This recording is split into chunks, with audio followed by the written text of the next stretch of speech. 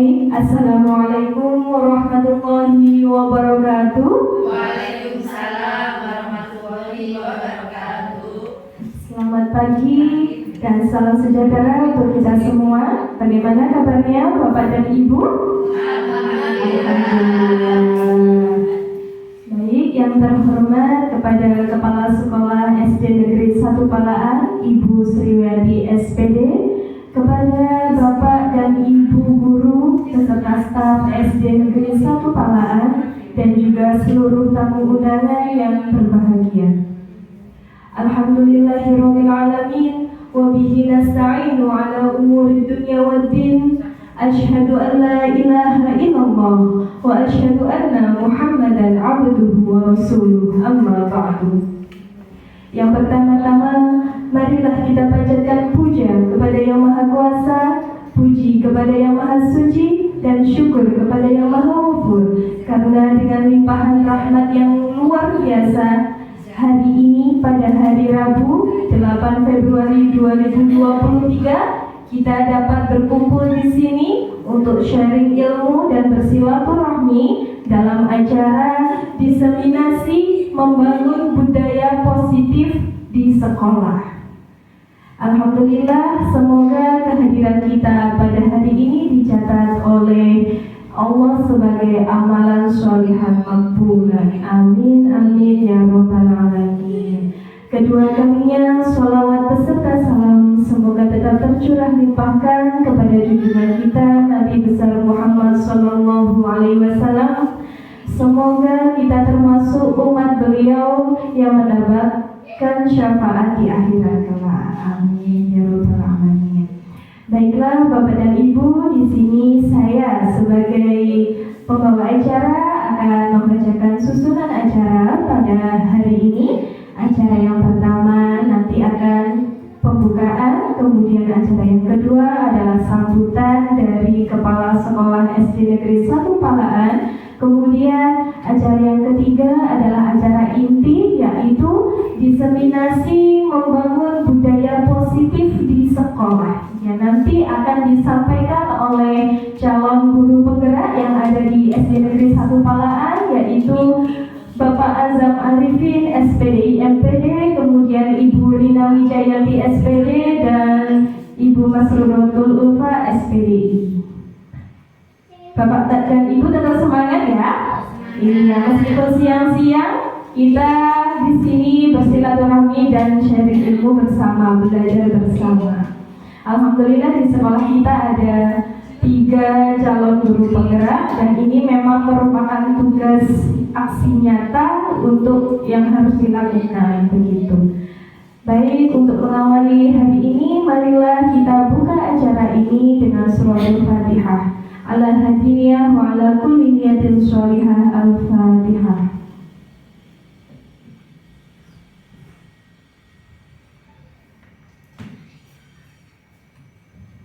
Amin, amin ya rabbal alamin. Semoga dengan pembacaan surat Al-Fatihah tadi acara diseminasi hari ini berlangsung lancar dan juga sukses. Dilanjutkan acara yang kedua adalah sambutan kepada Ibu Sriwati SPD selaku Kepala Sekolah SD Negeri 1 Palaan. Saya persilakan.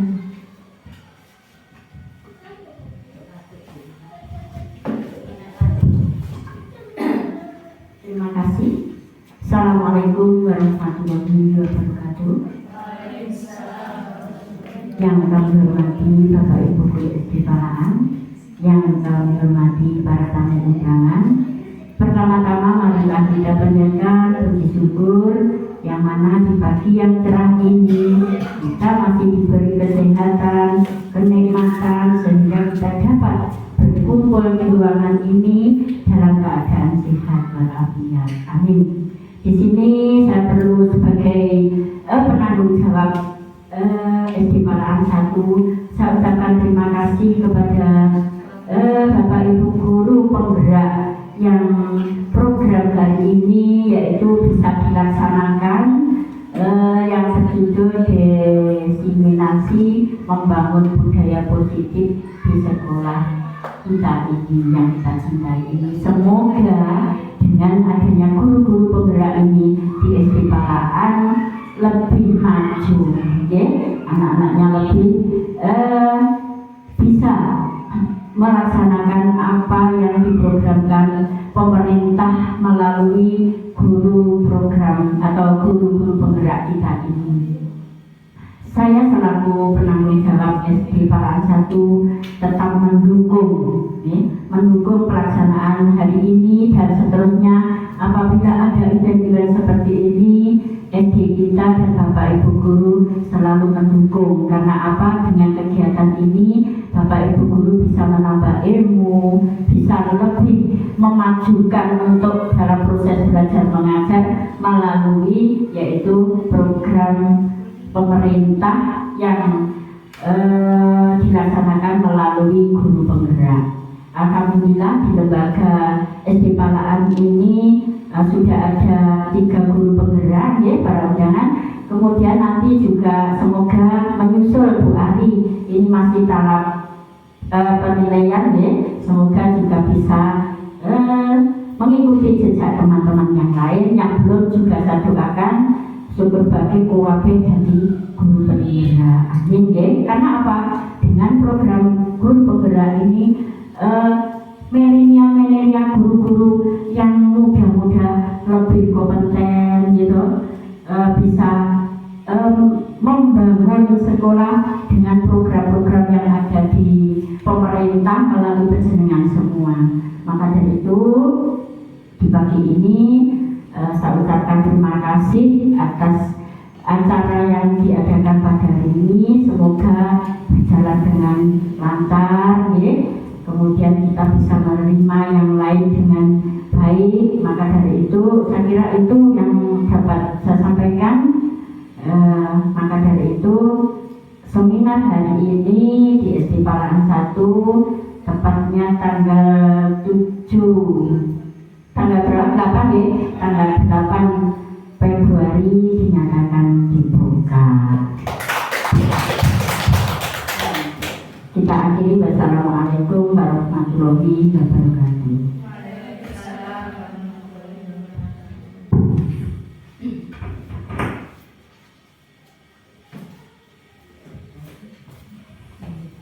Kepada Ibu Sriwiyati SPD saya sampaikan terima kasih. Bapak dan Ibu masih semangat ya, karena kita akan memasuki acara inti. Kita nanti akan mendapatkan pemateri yang luar biasa setelah ini ya Bapak Ibu. Sebelumnya biar semangat, izinkan saya menyampaikan sebuah pantun. Pergi ke Palaan membeli roti, jangan lupa untuk tetap berbagi. Bapak dan Ibu yang saya hormati, marilah kita membangun budaya positif di SD Negeri 1 Palaan tercinta ini.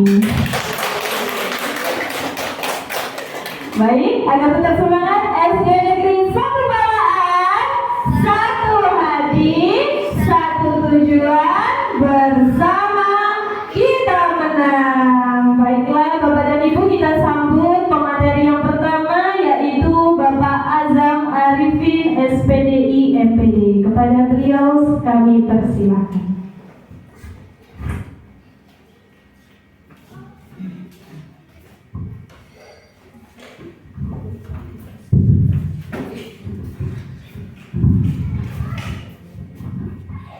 Assalamualaikum warahmatullahi wabarakatuh. Waalaikumsalam warahmatullahi wabarakatuh. Alhamdulillah, syukurlah ba'du. Yang terhormat Ibu Kepala SD Negeri 1 Palaan, Ibu Sriwiyati SPD. Yang saya hormati Bapak dan Ibu Guru SD Negeri 1 Palaan, teman-teman CGP Angkatan 7 yang saya hormati, dan juga teman-teman dari KKN Bunira. Pertama, saya ucapkan terima kasih yang sebesar-besarnya kepada panjenengan semuanya yang sudah berkenan menyempatkan waktu untuk hadir pada kegiatan ini. Seperti yang tadi sudah disampaikan, kegiatan ini selain sebagai program aksi nyata dari kami selaku JGP, tetapi jauh lebih penting dari itu, membawa manfaat untuk kemajuan SD yang kita cintai ini. Seperti yang tadi sudah disampaikan oleh Ibu Kepala Sekolah, kita semuanya yang ada di sini punya mimpi sama, punya tekad yang sama untuk memajukan SD kita yang tercinta. Bapak Ibu, kita ucapkan lagi jargon yang tadi sudah dipimpin oleh Bu Lupa. Kita ulang lagi. SD Negeri 1 Paraman, satu hati, satu tujuan, bersama kita menang. Bapak Ibu, apa yang akan kita bahas di sini sangat sesuai atau sangat sejalan dengan jargon itu, bahwa yang akan kita bahas di sini adalah bagaimana membangun budaya positif di sekolah. Sekali lagi, seperti yang sudah kita yakini bersama, kita punya mimpi bersama untuk memajukan SD kita tercinta ini. Salah satu yang bisa kita lakukan adalah bagaimana kita bisa mewujudkan budaya positif yang ada di masing-masing. Apakah selama ini belum ada seperti itu? Saya kira sudah. Tetapi apakah bisa untuk lebih kita tingkatkan lagi? Tentunya iya, karena apapun kita tidak boleh berpuas diri. Ketika ada hal yang bagus harus kita upayakan agar kita menjadi pendidik yang lebih baik lagi dari waktu ke waktu. Baik. Nah, untuk pertanyaan pematih yang pertama, Bapak Ibu bisa dilihat di slide-nya. Apakah Anda setuju dengan pernyataan ini? Yang pertama, hukuman dapat mendisiplinkan anak. Yang kedua, pemberian hukuman dengan hal positif seperti membaca atau membersihkan halaman sekolah dapat meningkatkan disiplin anak. Dan yang ketiga, memberi penghargaan dapat meningkatkan motivasi belajar anak. Di sini saya tidak ingin meminta Bapak Ibu untuk menjawab, tetapi paling tidak kita saling merefleksi dari apa yang sudah kita lakukan selama ini, karena tugas kita sebagai guru tidak lepas dari apa yang ada di slide ini. Hukuman, penghargaan itu biasanya sangat identik dengan tugas seorang guru. Tetapi apakah selama ini cara-cara kita mendisiplinkan anak itu sudah sesuai dengan apa yang seharusnya mereka butuhkan? Nah, itu yang coba akan kita sharing, kita diskusikan bersama-sama. Lanjut dulu, Pak. Nah, ini adalah topik yang akan kita diskusikan atau kita sampaikan pada hari ini, yang akan kita bagi sesuai dengan tugas kita masing-masing. Yang pertama, lanjut. Kegiatan kepala-kepalaan. Baik, Bapak Ibu, saya minta tolong untuk saling berpasangan. Nah, saling berpasangan. Belum berpasangan dulu. Nah, kegiatannya sangat simpel, sangat sederhana. Silahkan Bapak Ibu nanti yang salah satunya itu membayangkan sedang memegang sebuah benda yang sangat berharga bagi Bapak dan Ibu semua. Entah benda berharga itu apa, terserah, masing-masing kan punya benda berharga masing-masing, ya kan? Nah, bayangkan Bapak Ibu memegang benda yang sangat berharga, kemudian Bapak Ibu genggam. Setelah itu, Bapak Ibu yang satunya silakan untuk meminta rekan Ibu membuka genggaman tangan Ibu, karena mau meminta benda yang sangat berharga dari rekan yang tadi. Bisa dipahami ya? Baik, kita mulai. Silakan Bapak Ibu salah satu menggenggam terlebih dahulu sambil membayangkan benda berharga yang sedang dipegang itu. Silakan. Kalau tidak, langsung yang satunya silakan untuk minta dibuka dengan cara memaksa ataupun dengan cara cukup meminta saja, silakan. Dipaksa boleh, minta dengan halus boleh, ya, nah, terserah. Dirayu boleh, terserah.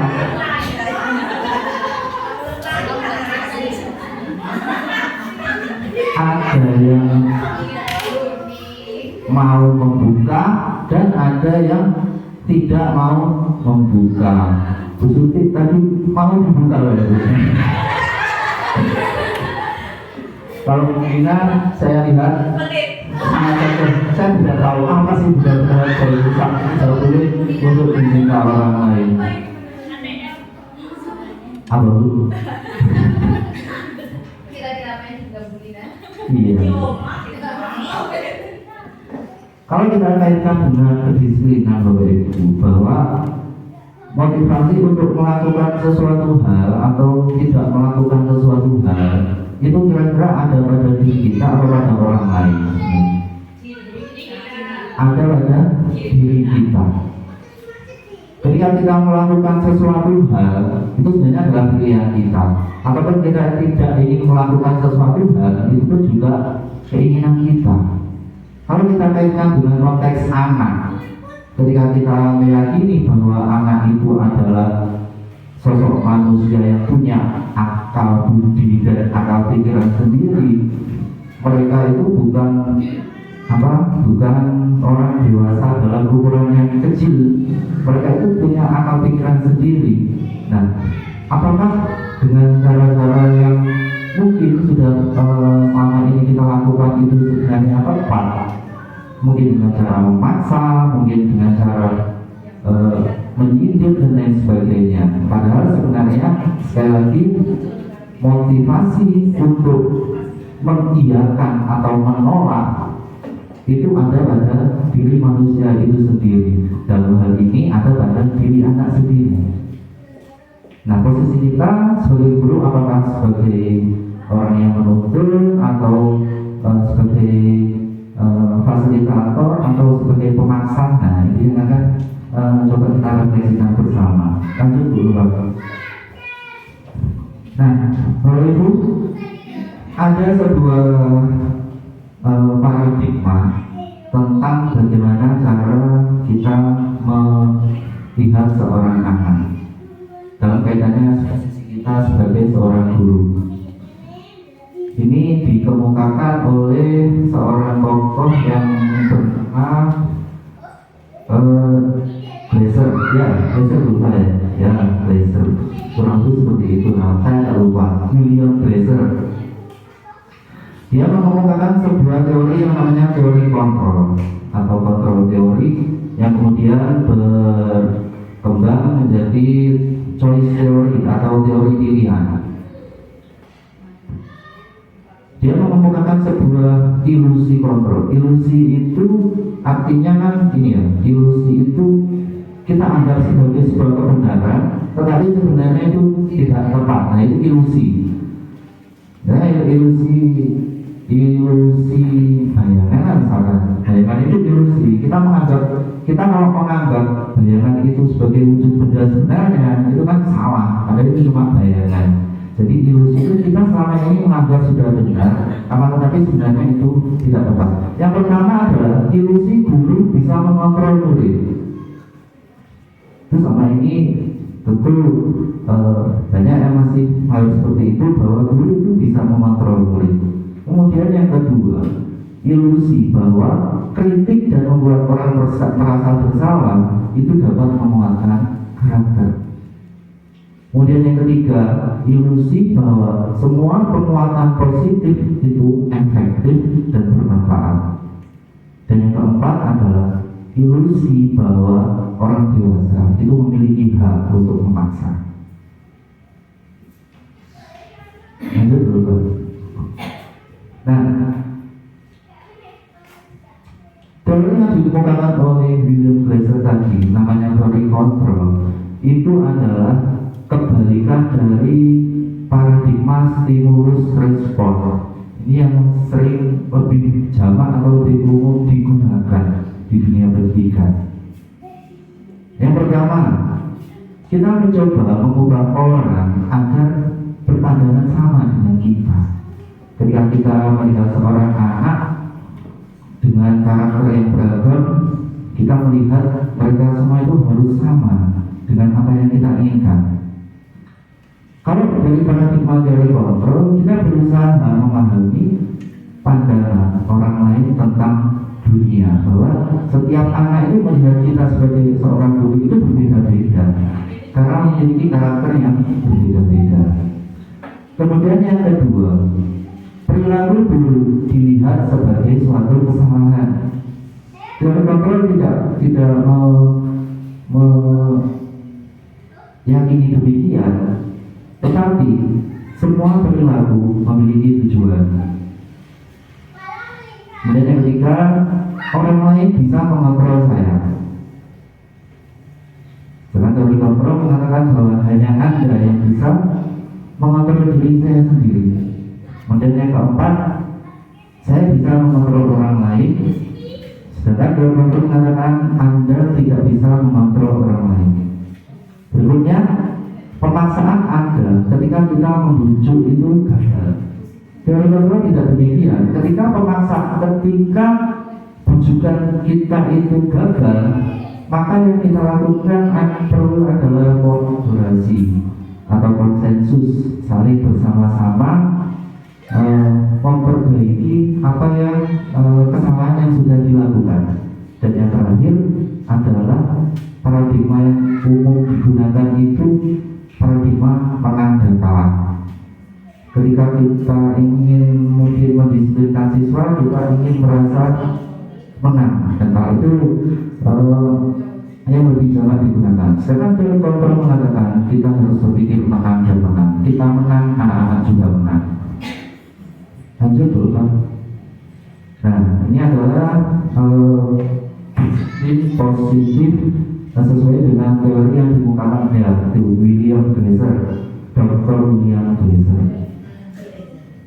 Ya, ini cukup banyak Bapak Ibu. Ini adalah sebenarnya materi secara keseluruhan dari awal hingga akhir, mulai dari yang pertama tentang makna kata disiplin, kemudian ada teori motivasi juga yang ada di sini, yang mana di sini kita meyakini bahwa semua perilaku anak itu memiliki tujuan. Apakah motivasi anak itu katakanlah dia tidak menunjukkan sikap kedisiplinan, itu harus kita yakini mereka itu juga punya tujuan sebenarnya. Tapi tujuannya apakah motivasinya itu berasal dari luar atau dari dalam dirinya sendiri? Ada motivasi untuk menghindari hukuman, ada motivasi untuk mendapatkan penghargaan atau gurunya, dan ada yang ketiga itu motivasinya untuk menghargai dirinya sendiri, karena dia meyakini bahwa ketika dia tidak melakukan suatu kesalahan, itu adalah cara dia untuk mengamalkan yang namanya nilai-nilai kebijakan universal. Nah, nanti ada nilai kebijakan universal tentang kejujuran, tentang sikap menghargai orang lain. Itu semuanya ada pada dalam dirinya sendiri. Tidak hanya sekedar untuk menghindari hukuman maupun untuk mendapat penghargaan dari gurunya. Lanjut dulu Pak. Nah, ini kata-kata makna kata disiplin. Berikut selama ini yang sering kita pahami tentang kata disiplin itu lebih mengarah pada segala sesuatu yang teratur, taat, kemudian juga apa ya terarah, kadang-kadang memaksa dan beban dan lain sebagainya. Itu yang banyak dipahami seperti itu. Tetapi kita juga bisa memaknai kata disiplin itu lebih luas lagi, yang mana di sini kita melihat suatu kata disiplin itu sebagai upaya untuk membuat anak-anak menggali potensinya menuju sebuah tujuan, apa yang dia hargai dan apa dia yakini. Jauh dari pengertian kata disiplin yang selama ini diyakini bahwa disiplin itu menimbulkan ketidaknyamanan, disiplin itu hanya untuk bertujuan menyenangkan orang lain. Jauh dari itu, tetapi disiplin di sini harus kita maknai sebagai upaya untuk agar anak-anak itu bisa mengembangkan potensinya menuju apa yang dia yakini sebagai sebuah kebenaran dan sebagai sebuah kebajikan. Seperti itu. Untuk berulang lanjut. Nah, ada pun nilai-nilai kebijakan universal yang tadi saya maksud sebagai tujuan akhir dari bagaimana sih anak itu bisa melakukan suatu kedisiplinan tanpa dia merasa terpaksa, tanpa dia merasa untuk menjaga guru itu adalah ketika dia bisa meyakini bahwa ketika dia melakukan suatu kedisiplinan, maka dia sedang meyakini nilai-nilai kebajikan universal ini. Nilai kebajikan universal itu banyak macamnya. Untuk yang di sini yang diringkas adalah yang 6 poin profil pelajar Pancasila. Yang pertama adalah beriman dan bertakwa kepada Tuhan Yang Maha Esa dan berakhlak mulia. Nyanyi. Monggo Bapak Ibu kita nyanyi sebentar. Ya. Diajari dulu. Saya hafal gitu. Ya. Buat dia dulu. Ya, pelan. 1, 2, 3. Pelajar Pancasila beriman dan bertakwa pada Tuhan Yang Esa dan berakhlak mulia, berkebinekaan gotong royong mandiri, kreatif dan bernalar kritis. Terima kasih Bapak Ibu, tepuk tangan untuk kita semua.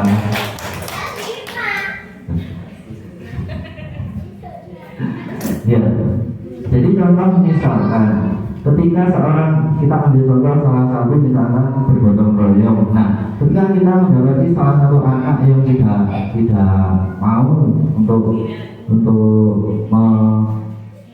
mengikuti teman-temannya kerja bakti, misalkan ketika ada salah satu anak, mungkin cara yang paling tepat untuk kita lakukan adalah nanti ada di materi tentang restitusi.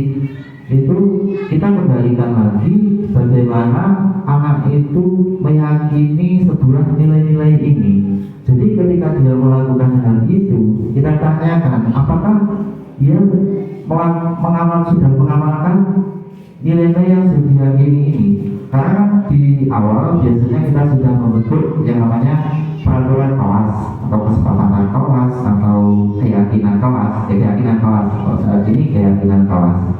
Salah satu keyakinan kelas itu biasanya sudah tercantum saling membantu dengan sesama teman. Nah, ketika seorang anak itu melanggar hal itu, kita kembalikan lagi, kita tanyakan lagi, apakah nilai yang sudah kamu langgar? Nah, itu adalah salah satunya nilai gotong royong. Padahal saat ini kamu sudah sepakat, kita semua sudah sepakat bahwa nilai yang harus kita amalkan salah satunya adalah nilai gotong royong. Seperti itu adalah salah satu contoh dari bagaimana meyakinkan anak-anak tentang nilai-nilai kebajikan yang sudah kita sepakati bersama. Masih banyak ya. Nah, ini adalah tentang tadi Bapak Ibu. Kita meyakini bahwa semua perilaku orang itu punya tujuan. Bahkan untuk anak-anak pun juga mereka melakukan hal yang benar maupun hal yang salah itu pasti punya tujuan. Tidak mungkin dia tidak punya tujuan.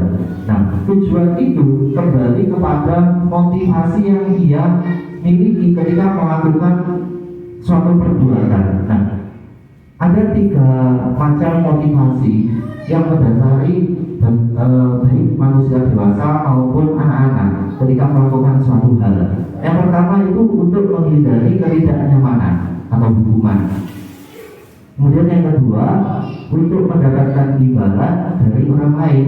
Imbalan bisa berupa pujian, bisa berupa hadiah, penghargaan dan lain sebagainya. Dan kedua-duanya ini bisa dikatakan muncul dari luar, bukan dari diri kita, tapi karena orang lain yang menginginkan kita melakukan hal itu. Menurut teori ini adalah motivasi yang tingkatannya rendah. Nah, yang kita ingin upayakan untuk anak-anak tentu yang ketiga ini, yaitu untuk menghargai diri sendiri. Jadi upaya kita untuk mendidik anak itu kembali lagi mengupayakan agar anak-anak itu benar-benar menyadari bahwa ketika ia melakukan itu atau tidak melakukan itu adalah untuk kebaikannya, untuk kebaikannya sendiri, bukan untuk kebaikan gurunya, bukan untuk kebaikan orang lain. Lanjut. Nah, seperti kata Bapak Pendidikan Nasional Ki Hajar Dewantara yang mengatakan, ketika kita ingin mengupayakan anak-anak yang merdeka secara lahir dan batin, maka merdeka itu tidak hanya dia terlepas dari perintah, akan tetapi juga cakap untuk memerintah dirinya sendiri. Jadi upaya untuk mendidik anak itu tidak hanya menjadikan dia menjagakan atau menggantungkan semua perilakunya kepada guru, tapi jauh lebih itu dia benar-benar meyakini bahwa dia cakap untuk memerintah dirinya sendiri. Seperti itu. Nah, ini tadi yang sudah saya singgung, yaitu tentang restitusi. Sedikit mungkin yang bisa saya sampaikan terkait ini karena nanti akan jelas lebih banyak tentang restitusi. Ada 3 macam pemberian respon yang kita lakukan ketika menghadapi perilaku anak yang kita anggap menyimpang. Yang pertama adalah pemberian hukuman, kemudian yang kedua adalah konsekuensi, dan yang ketiga adalah restitusi. Bedanya apa? Kalau hukuman itu datangnya secara tiba-tiba, mendadak, dan tidak ada hubungannya dengan kesalahan anak. Misalkan contohnya ketika anak tidak mungkin lupa mengerjakan tugas, kemudian diminta untuk menuliskan saya tidak akan memulai lagi. Seperti itu adalah hukuman. Dalam tingkatan yang respon guru terhadap murid itu di sini disebutkan itu tingkatan yang paling rendah, karena tidak ada hubungannya dengan kesalahan yang dilakukan oleh siswa, itu hukuman. Kemudian yang kedua adalah konsekuensi. Bedanya hukuman dengan konsekuensi, kalau hukuman itu anak tidak tahu ketika saya melakukan hal ini apa yang nanti diberikan gurunya kepada saya. Kalau konsekuensi, anak-anak sudah tahu karena sudah ada kesepakatan dulu sebelumnya. Nanti ketika kamu terlambat misalkan, maka kamu harus mengganti jam terlambat kamu dengan jam pulang, jam istirahat atau jam pulang sekolah. Itu konsekuensi. Itu tingkatan yang lebih bagus lagi. Dan di antara tingkatan yang paling baik itu namanya adalah restitusi. Jadi bagaimana kita memperlakukan anak yang sudah melakukan kesalahan itu agar dia bisa berubah, bukan hanya dia menyadari kesalahannya, tapi dia bisa berbuat lebih baik lagi.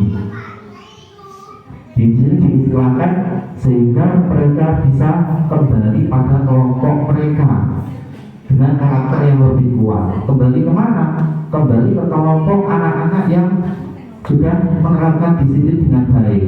Kan kita melihat satu atau dua anak yang tidak menunjukkan disiplin itu di sini diistilahkan mereka keluar dari kelompok. Nah, ketika kita melakukan restitusi ini, kita berupaya untuk mengembalikan mereka kepada kelompok anak-anak itu dengan karakter yang lebih kuat dan memiliki sikap dan perilaku yang lebih baik lagi.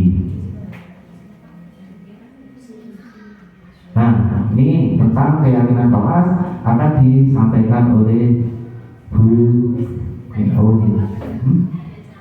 saya kira sudah cukup ya Bapak Ibu untuk pemaparan kami. Terima kasih. Akan dilanjutkan oleh pemateri berikutnya.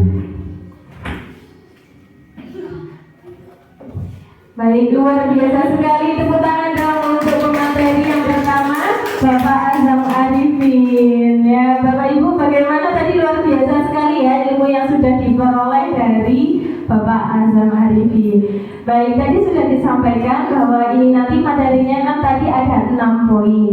Memang tugas kami bertiga itu seharusnya satu orang menyampaikan keseluruhan 6 poin itu. Tapi kami rasa kok tidak efektif kalau misalkan Pak Azam menyampaikan 1 sampai 6, Bu Rina 1 sampai 6, kemudian saya 1 sampai 6. Bisa-bisa yang mendengarkan kabur semua karena ngantuk jenuh ya. Jadi kami membagi, jadi Pak Azam 2 poin, tadi ada disiplin positif dan juga apa tadi ya Pak Azam?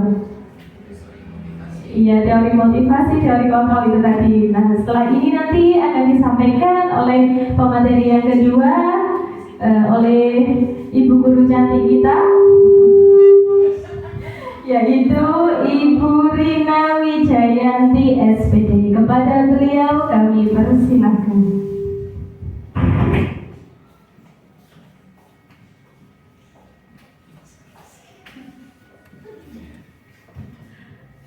Baik.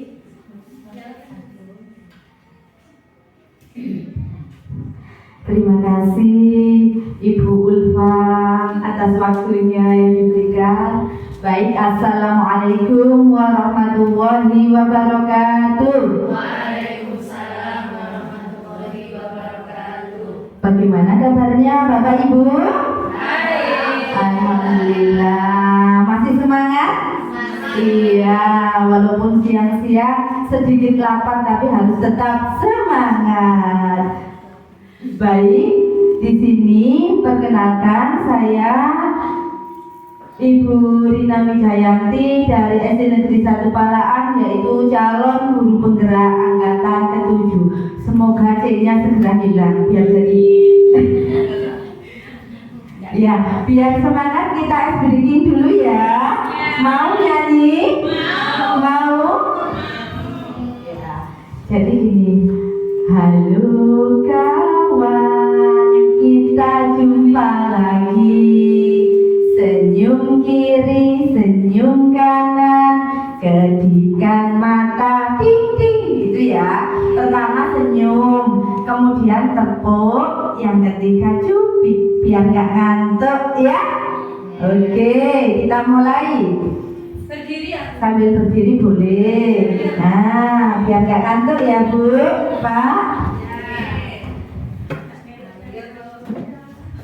Halo kawan, kita jumpa lagi. Senyum kanan, senyum kiri, kedikan mata, ding ding. Sekali lagi, ding ding. Halo kawan, kita jumpa lagi.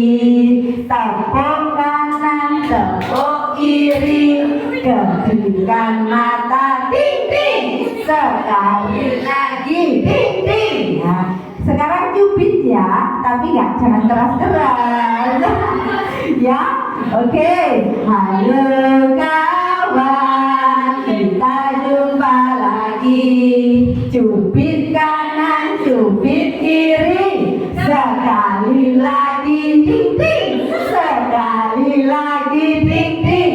Oke, terima kasih. Boleh kembali duduk. Sudah nggak ngantuk? Fresh lagi? Oke, siap ya menerima materi berikutnya? Oke. Oke, di depan kita yang akan kita pelajari yaitu tentang keyakinan kelas. Bapak Ibu, menurut Bapak Ibu, di benak Bapak Ibu keyakinan kelas itu apa? Apa ya keyakinan kelas itu? Oh iya, kesepakatan. Bagus, terima kasih. Kesepakatan biasanya di awal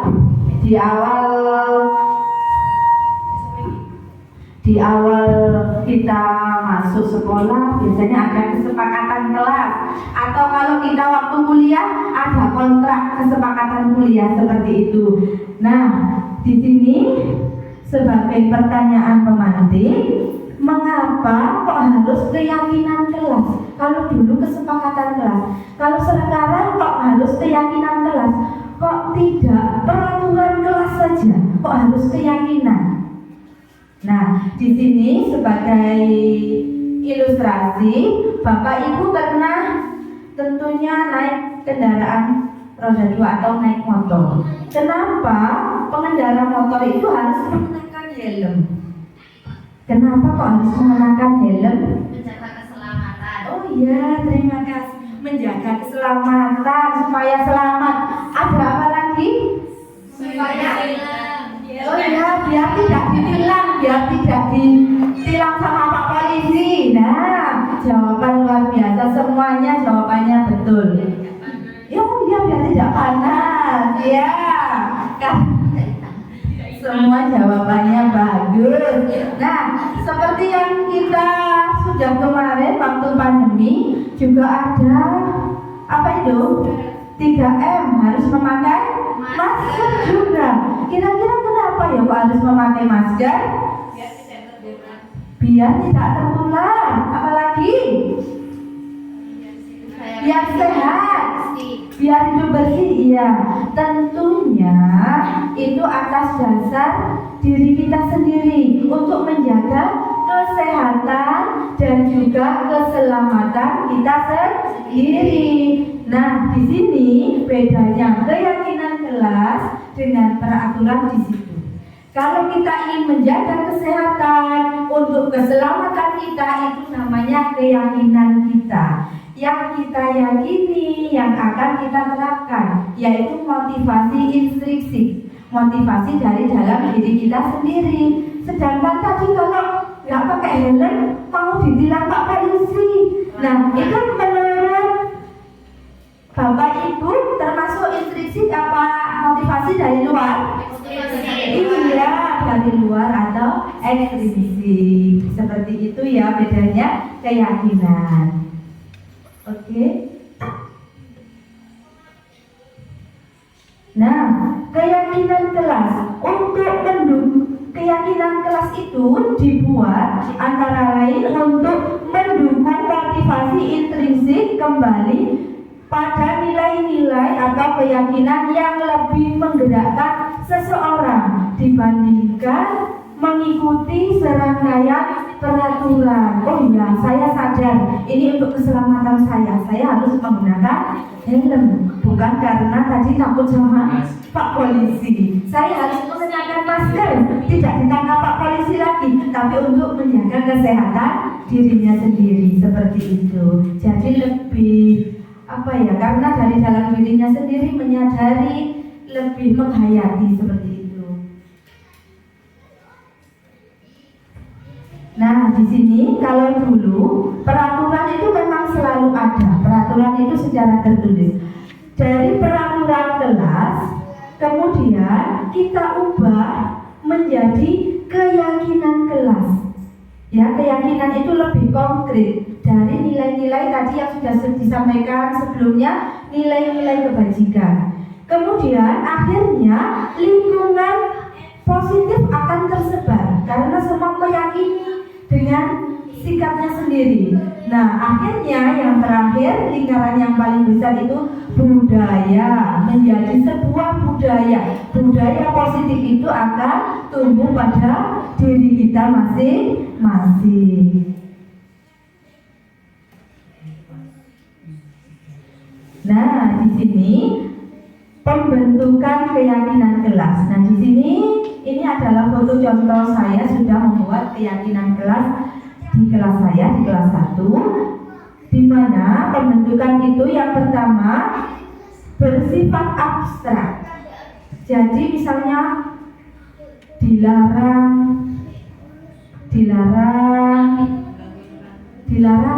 berkelahi. Kelas 1 banyak yang berkelahi itu. Dilarang berkelahi itu dilarang itu seperti kan anak kalau dilarang itu seperti tertantang.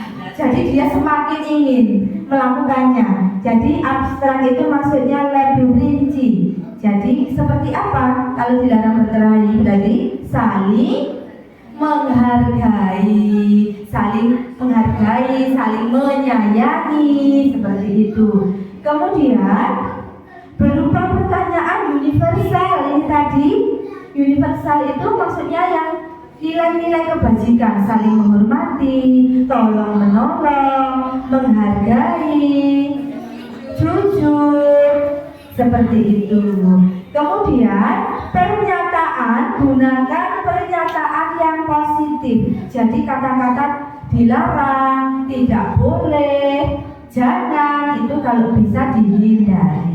Lebih baik gunakan kata-kata yang positif. Misalnya jujur dalam, ya maksudnya mengerjakan, itu tidak dilarang mencontek. Nah, anak-anak kan suka mencontek, dilarang mencontek. Nah, bagaimana berarti pernyataan positifnya? Jujur. Saling mengejek, dilarang saling mengejek, berarti saling menghargai. Ya, oke. Kemudian gunakan sedikit saja agar mudah diingat. Di sini kemarin memang saya beri kesempatan semua ini ditempel semua. Nanti ada kegiatan mensortir atau memilah. Ya, gunakan sedikit saja agar mudah diingat. Jadi intinya saja. Kemudian sesuai dengan kondisi kelas atau sekolah, disesuaikan dengan kondisi kelas bapak dan ibu nanti disesuaikan. Kemudian melibatkan seluruh warga kelas atau juga warga sekolah. Kalau keyakinan kelas berarti seluruh warga kelas. Kalau keyakinan sekolah berarti seluruh warga sekolah harus terlibat, harus bekerja sama, seperti itu. Nah, ini kemarin dokumentasi pembentukan keyakinan kelas. Yang pertama saya menyampaikan kepada anak-anak tentang keyakinan kelas tersebut. Di sini saya menggunakan kertas warna-warni. Nanti Bapak Ibu bisa mempraktekkan di kelasnya sendiri-sendiri. Nanti diminta membuat keyakinan kelas. Karena keyakinan sudah diyakini, berarti itu nanti harus dilaksanakan, harus dijalankan. Nah, ini kemudian setelah saya menyampaikan, kemudian ini menuliskan. Setelah menuliskan, bergantian menempel. Kemudian saya ada kegiatan mensortir di sini. Ini mensortir misalnya saling menyayangi, laginya satunya lagi kalau bisa kan nggak pakai tidak ya, saling menyayangi. Kemudian rukun, saling menghargai, saling menghormati. Nah, seperti itu saya pilih menghargai, menghormati, saya ambil satu, saling menghargai. Kan hampir sama menghargai dan menghormati. Kemudian kalau sudah, ini sudah saya sortir sehingga terbentuk keyakinan kelas. Hanya tinggal berapa itu? 2, 3, 4, 8, saya tinggal 10. Tadinya ada 27, saya sortir yang sekiranya sama, akhirnya tinggal 10. Nah, setelah itu Bapak Ibu perlu dilakukan hitam di atas putih. Jadi harus ada buktinya, konsekuensinya. bukan konsekuensi, tanggung jawab terhadap dirinya itu tanda tangan. Memang sepakat, kemudian dia tanda tangan. Karena di kelas 1 belum bisa tanda tangan, kemarin saya minta hanya menuliskan, anak-anak menuliskan nama. Ini adalah kesepakatan yang sudah disepakati dan kemudian diyakini sehingga lebih mendalam lagi dan harus dilaksanakan, dijalankan seperti itu.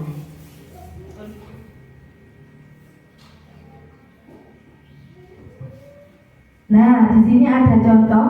Ini termasuk peraturan atau keyakinan kelas. Nah, ini kalau peraturan, jangan membuang sampah sembarangan. Oh, bedanya kalau keyakinan berarti tidak membuang sampah sembarangan. Berarti apa? Menjaga kebersihan. Biasanya kan kita dilarang membuang sampah sembarangan. Nah, kalau keyakinan itu lebih ke nilai kebajikannya. Jadi menjaga kebersihan. Kemudian contoh lagi, dilarang berkelahi. Nah, keyakinan kelasnya menjadi saling menghargai. Kemudian jangan teriak saat berbicara. Berbicara dekat itu teriak-teriak anak-anak. Nah, kalau buat keyakinannya seperti apa? Harus berkata sopan, ya, seperti itu. Kemudian dilarang mencontek. Bagaimana keyakinan kelasnya menjadi jujur, seperti itu. Nah, ini adalah perbedaan tadi yang sudah disampaikan Pak Azam. Ada perbedaan hukuman, konsekuensi, dan restitusi. Tentu Bapak Ibu mungkin hal aneh kalau hukuman, konsekuensi ini masih sering terdengar. Kalau restitusi ini agak aneh ya Bapak Ibu, asing. Saya juga sama dulu, apa ya restitusi itu, juga masih belajar sama. Nah, ternyata ini adalah ada identitas gagal, ada identitas sukses. Jadi hukuman ini sudah termasuk gagal. Padahal sebelumnya yang kita lakukan sering sekali memberikan hukuman pada anak-anak. Nah, ini contohnya, sesuatu hukuman itu membuat sesuatu yang menyakitkan harus terjadi. Misalnya tidak mengerjakan PR, kemudian disuruh gurunya lari lapangan 5 kali, misalnya kelas 1 5 kali. Padahal PR-nya tidak ada hubungannya dengan lari. Tapi dulu kan kita menyangka kalau lari nanti kan sehat. Nah, padahal itu hukuman. Menurut kita dia sehat, tapi menurut anak yang dihukum itu kan merasa sakit hati, seperti itu. Nah, kalau konsekuensi itu sesuatu yang harus terjadi. Ya, Bu, saya memang bersalah, dia mengakui. Konsekuensinya saya harus misalnya mengerjakan PR itu di luar. Nah, seperti itu bentuk tanggung jawabnya. Nah, sedangkan restitusi ini adalah sebuah pilihan. Bu, memang saya mungkin dengan berbagai proses dia menyadari, iya saya memang salah. Dan si ibu guru atau pak guru ini juga menyadari kesalahannya. Iya, tidak apa-apa. Semua orang pasti pernah melakukan kesalahan. Atau bu guru, pak guru juga pernah melakukan kesalahan. Nah, dari kesalahan tersebut, anak tersebut ditawarkan ingin memperbaiki kesalahan tersebut dengan seperti apa. Nah, di situ adalah restitusi. Jadi dia sendiri yang ingin memperbaiki dirinya. Kemudian tidak. Jadi kalau hukuman menyakitkan, tidak nyaman, korban mendapatkan keadilan, murid tersakiti, ya ini hampir sama ya. Sedangkan konsekuensi itu sebenarnya kalau kita lakukan sudah, menurut kita dulu sudah baik ya. Konsekuensi sudah tidak terlalu. Nah, ternyata ada yang lebih baik lagi, yaitu restitusi. Gitu. Nah, kita masuk ke materi yang keempat. kebutuhan dasar manusia. Kalau menurut Bapak Ibu, yang dimaksud kebutuhan dasar manusia, ya anak-anak, ya orang dewasa, apa ya kebutuhan dasar kita? Kebutuhan hidup untuk bertahan. Oh iya, hebat. Kebutuhan dasar untuk tetap bertahan. Ya, bagus. Kebutuhan dasar manusia apa lagi ya kira-kira? Untuk dicintai. Untuk dicintai. Siapa yang gak ingin dicintai, disayangi? Semua kepingin dia dapat kasih sayang. Ya, apalagi mungkin? Silakan. Kesenangan. Wah, aku kepingin senangnya iki, Bu. Aku mulai ngono, Bu. Boleh. Kesenangan. Semua jawaban Bapak Ibu benar semua. Monggo next. Nah, ternyata kebutuhan dasar kita sebagai manusia, baik itu anak-anak, orang dewasa, atau lansia yang lebih tua itu ada 5. Yang pertama yaitu bertahan hidup. Nah, ini saya gambarkan sebagai rumah. Siapa di antara kita yang tinggalnya tidak di rumah? Pasti tinggal di rumah. Kebutuhan dasar kita, anak-anak juga pasti pulangnya ke rumah. Kira-kira selain rumah, untuk bertahan hidup itu apa lagi? Ya, makan. Terus yang kita katakan ini juga termasuk kebutuhan bertahan hidup, supaya nggak kedinginan, supaya tidak jelek. Pinter, Bu Ulfa. Iya, ini sebagai contoh Bapak Ibu, tolong kalau misalnya di kelas ada anak, ini contoh yang sudah saya alami, ada murid saya itu satu, dia itu saya perhatikan murung. Kalau murung berarti ada salah satu atau salah 2 dari kebutuhan dasar itu tidak terpenuhi. Kenapa kamu murung? Nah, ternyata si anak ini belum sarapan. Kenapa kamu murung?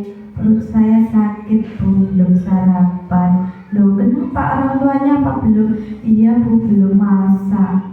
Nah, akhirnya apa? Waktu pelajaran dia tidak fokus, tidak maksimal, karena kebutuhan untuk bertahan hidup dia tidak terpenuhi seperti itu.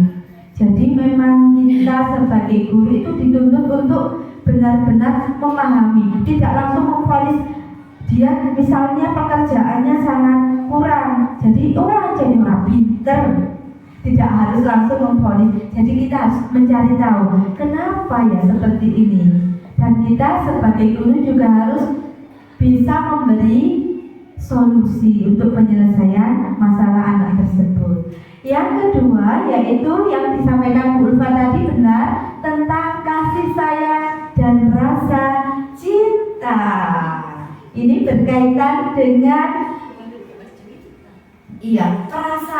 perasaan kita, merasa dianggap, merasa kita disayangi, kita dihargai. Misalnya anak dalam kelompok kelas ya, misalnya ada tadi yang nggak bawa bekal, belum sarapan, kemudian ada temannya mau membagi makanan.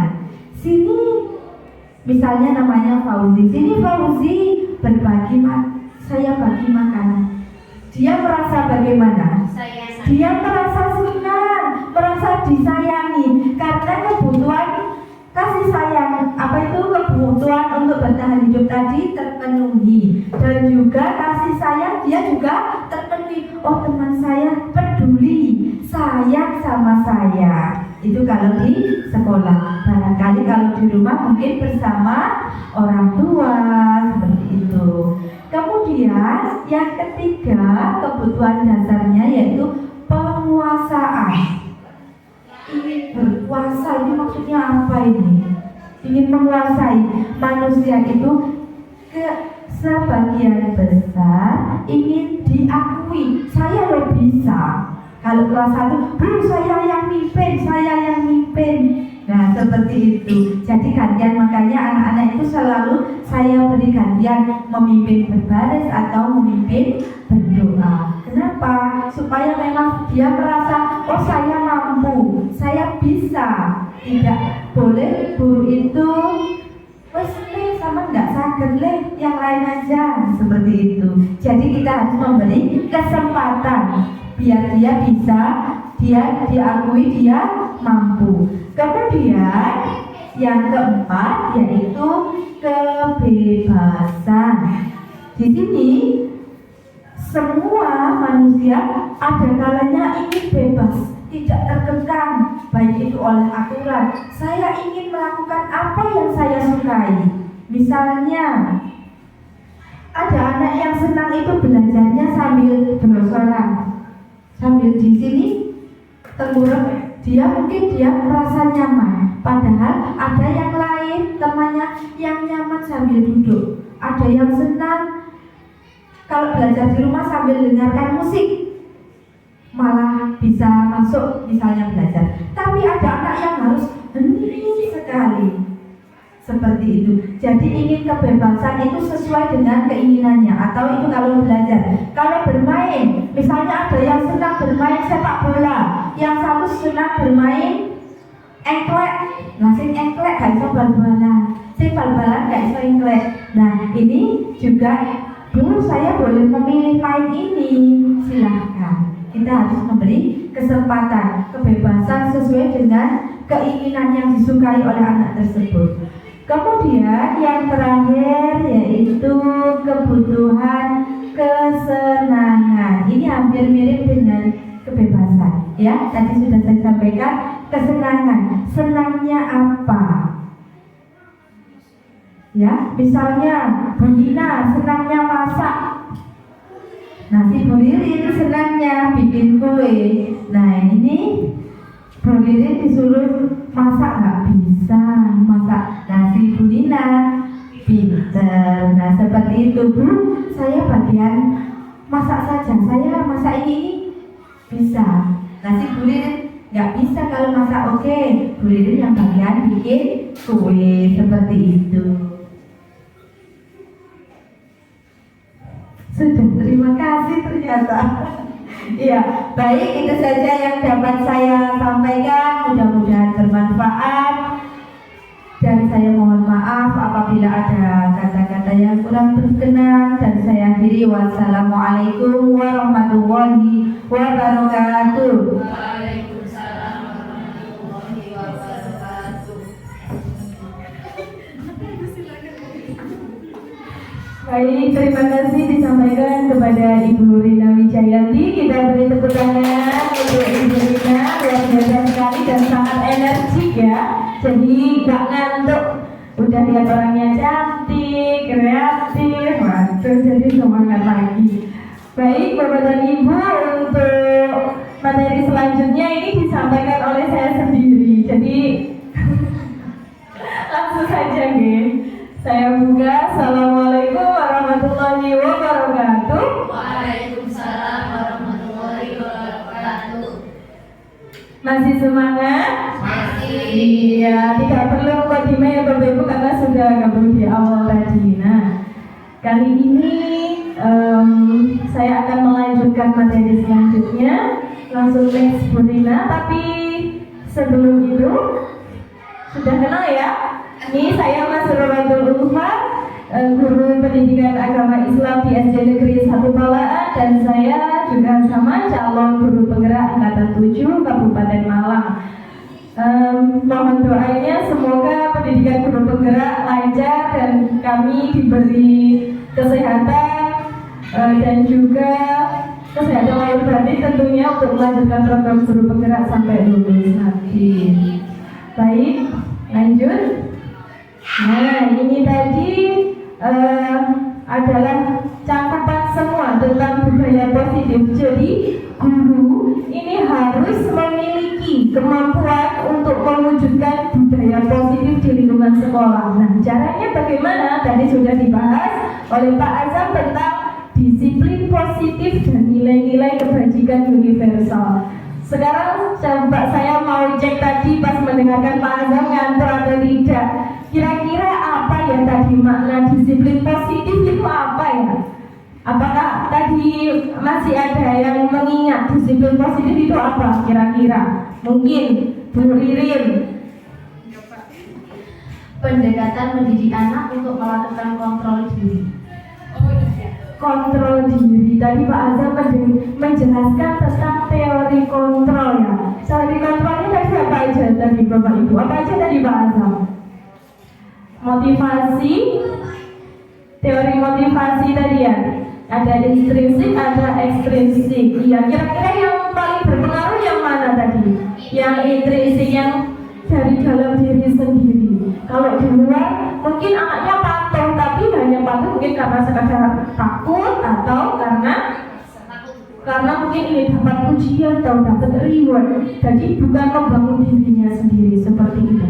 Kemudian nilai-nilai kebajikan universal. Apa aja tadi terdapat dalam P5? Masih ingat semua Bapak dan Ibu? Coba sih kita nyanyi lagi bersama-sama ya tadi ya. Yuk 1, 2, 3. Belajar Pancasila, beriman dan bertakwa pada Tuhan Yang Esa dan berakhlak mulia. Gotong kemerdekaan global, gotong royong mandiri, kreatif dan bernalar kritis. Oke, sekarang biar semangat, saya minta Bapak dan Ibu untuk berdiri dulu coba. Iya, sekarang kita tepuk dulu. Tepuk 1, Yes. tepuk 2, tepuk 3, Semangat, tepuk 4, konsentrasi, tepuk 5.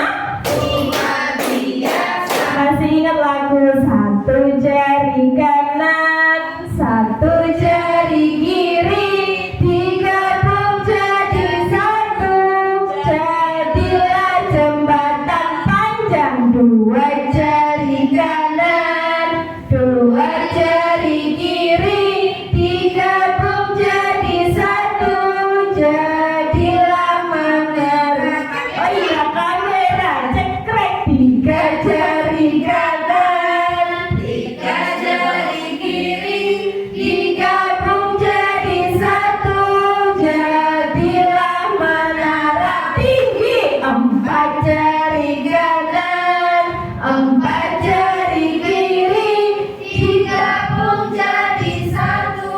jadilah kelinci lompat. Lima jari kanan, lima jari kiri, digabung jadi satu. Ayo tepuk tangan. Oke, masih semangat semuanya. Terima kasih. Oke, lanjut. Sekarang yang kedua yaitu teori motivasi tadi sudah. Hukuman, penghargaan, restitusi tadi sudah disampaikan oleh Bu Rina. Kira-kira dari hukuman, penghargaan, restitusi yang paling jelas yang mana? Yang restitusi ya, karena itu tadi benar-benar membangun diri anak tersebut menjadi lebih baik gitu. Kemudian keyakinan kelas tadi sudah dijelaskan Bu Rina. Kenapa kok bukan peraturan tapi keyakinan? Oke. Nah, kemudian juga ada kebutuhan dasar manusia. Tadi kira-kira apa saja kebutuhan dasar manusia? Sandang pangan papan itu termasuk kebutuhan apa? Bertahan hidup. Hebat sekali Bu Ari. Apa lagi tadi? Kasih sayang, dicintai. Seorang murid kalau kekurangan kasih sayang, murid ya gurunya juga harus memperlihatkan kalau gurunya itu sayang, gurunya itu cinta dengan murid-muridnya. Kemudian yang ketiga apa tadi? Penguasaan. Ketika murid mendapatkan nilai 100, pujilah dia, biar dia pasti ingin merasa ini loh Bu, aku bisa, ini loh Bu, aku sanggup kok jadi pemimpin ke depan. Berilah mereka kesempatan, hargai dan apresiasi mereka, kecapaian mereka seperti itu. Kemudian apa lagi? pada saat seorang guru bisa kalian boleh mengajarkan soal ini dengan cara digambar boleh, atau ini lebih suka menceritakan boleh, atau nggak suka menulis menceritakan secara lisan boleh. Kita memberikan kebebasan pada mereka. Kemudian yang terakhir apa? Kesenangan. Kalau murid-murid sedih di dalam kelas, kira-kira pelajarannya masuk atau tidak? Tidak masuk. Pasti mereka akan lebih happy, lebih senang belajar kalau suasananya menyenangkan. Kita bisa mengajak ice breaking sambil menonton video ataupun bermain di luar dan lain-lain begitu. Nah, selanjutnya saya di sini akan menyampaikan sama tentang restitusi, tapi fokus pada 5 posisi kontrol dan juga segitiga restitusi. Apa itu dari tadi kok restitusi, untung bukan prostitusi. Lanjut, Bu Rina. Nah, ini dia. Ini adalah posisi kontrol guru. Ada 5 di sini. Yang pertama apa, Bapak dan Ibu? Sebagai penghukum. Ayo, kira-kira adakah Bapak dan Ibu yang pernah memposisikan dirinya sebagai penghukum? Nah, pernah, saya juga pernah. Jadi pada saat guru memposisikan dirinya sebagai penghukum, ada kasus muridnya tidak mengerjakan PR. Apa yang dilakukan oleh seorang penghukum kalau gurunya tidak mengerjakan PR? Ayo, lari-lari keliling lapangan kamu karena tidak mengerjakan PR. Ayo menyalin sampai 10 halaman atau bagaimana, atau hormati bendera. Nah, itu namanya hukuman. Itu memposisikan dirinya sebagai penghukum. Kemudian posisi kontrol selanjutnya adalah pembuat rasa bersalah. Nah, ini biasanya yang sering, karena dulu saya juga sering seperti itu. Kasihan Tarek, Bu Rifa ini sudah capek-capek menjelaskan di depan. Nah, biasanya seperti itu ya. Ini dulu sampai serinya habis, ini kalian kok serami saja. Nah, itu membuat rasa bersalah. Itu sebenarnya tidak baik Bapak dan Ibu ya, karena mereka hanya menuruti sebatas karena kasihan. Kalau yang berhukum tadi menuruti sebatas karena takut, tidak muncul dari dirinya sendiri begitu. Nah, kemudian posisi kontrol yang ketiga adalah sebagai teman. Nah, kalau sebagai teman ini terlalu luas kepada anak-anaknya berbuat, misal terlambat. Oh, kamu terlambat, kenapa terlambat? Oh, nggak apa-apa, wes gitu ya. Mungkin terlalu gitu, jadi muridnya mungkin senang, tapi lama-kelamaan si murid ini akan bergantung dengan gurunya. Iya, bisa lama dan lain-lain. Mungkin pas waktu gurunya marah apa, dia bisa sakit hatinya berlipat-lipat karena sudah menganggapnya teman. Loh, gurunya kok menyakiti aku. Nah, seperti itu. Itu kalau sebagai teman. Kemudian yang keempat sebagai pemantau. Kalau pemantau ini bukan pemantau dipantau di teropong gitu, bukan ya. Tapi ini yang tadi seperti konsekuensi tadi. Jadi ada sebab akibat. Misal tidak mengerjakan PR, berarti kamu juga harus mengerjakan nanti pas istirahat. Kamu istirahat tidak boleh istirahat tapi mengerjakan PR di kelas. Nah, seperti itu pemantau. Kamu terlambat 10 menit, berarti nanti kamu pulangnya juga terlambat 10 menit. Nah, itu namanya pemantau. Apakah ada yang pernah menjadi pemantau? Ya, pernah. Iya, seperti itu, karena itu konsekuensi. Nah, yang terakhir adalah memposisikan dirinya sebagai manajer. Nah, yang kita tahu biasanya kan manajer hanya di perusahaan ya Bapak dan Ibu. Tapi ternyata seorang guru yang bagus itu adalah memposisikan dirinya sebagai manajer. Kenapa? Nah, coba kita cari tahu. Next, Bu Rina. Nah, ini dia 5 posisi kontrol. Tadi Bu Rina sudah membahas ada identitas gagal dan juga identitas yang berhasil. Nah, di sini penghukum dan pembuat merasa bersalah itu malah menciptakan identitas yang gagal. Muridnya tidak mengetahui kebenaran dan sukses itu bisa dari teman dan pemantau. Tapi ini dapat motivasinya karena mungkin dari imbalan dan mungkin bisa saja menyebabkan ketergantungan dengan orang lain. Kemudian jika manajer ini identitasnya berhasil dan sukses dan dia bisa menghargai dirinya sendiri, dia bisa memecahkan masalahnya sendiri.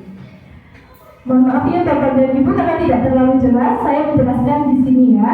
Nah, ini kalau dari posisi penghukum,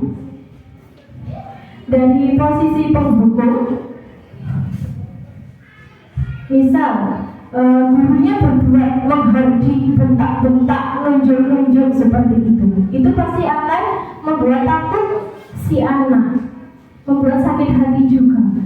Kamu itu kita aja tidak becus, nah seperti itu pasti akan membuat si anak sakit hati. Kemudian kalau membuat rasa bersalah, dia akan mengatakan, kamu seharusnya tidak boleh seperti itu. Ibu kecewa loh kalau kamu terlambat terus, kalau kamu tidak mengerjakan PR terus. Jadi si anak merasa, oh kalau aku begini, aku membuat ibu ini kecewa. Oh ya wes, biar ibunya nggak kecewa, aku nggak akan begini lagi. Jadi dia selanjutnya dia berbuat seperti itu karena gurunya, bukan karena dirinya sendiri. Kemudian memposisikan diri sebagai teman, dia akan membuat alasan-alasan untuk muridnya. Oh nggak apa-apa, wajar kamu begitu gini-gini, terlalu begitu. Jadi muridnya menganggap gurunya teman, malah tidak apa biasanya sopan santunnya kurang seperti itu. Kemudian pemantau ini lebih menghitung dan mengukur karena tadi ada konsekuensi. Terlambat 10 menit nanti pulangnya juga terlambat 10 menit seperti itu. Kalau manajer ini mengajukan pertanyaan-pertanyaan banyak sekali, nanti akan kita bahas di segitiga restitusi. Kemudian juga kalau penghukum ini hasilnya nanti anak akan memberontak. Kalau sebagai seorang penghukum, anaknya kan sebelumnya dia sakit hati, si anak bisa jadi pemberontak dan bisa aja dia nanti akan menyalahkan orang lain. Bukan saya, tapi teman saya, atau kayak gitu. Nanti dia juga akan berbohong kalau gurunya memposisikan diri sebagai penghukum, karena dia kan merasa takut dihukum. Nah, itu bisa menciptakan anak yang pemberontak, pembohong, dan juga menyalahkan orang lain. Itu bahayanya, ya. Kemudian juga kalau pembuat merasa bersalah, itu nanti hasilnya akan anak ini juga akan berbohong, mungkin akan juga menyangkal seperti itu. Kalau teman, nanti anaknya akan ketergantungan, dan kalau pemantau nanti menyesuaikan. Kalau pemantau ini sifatnya netral begitu.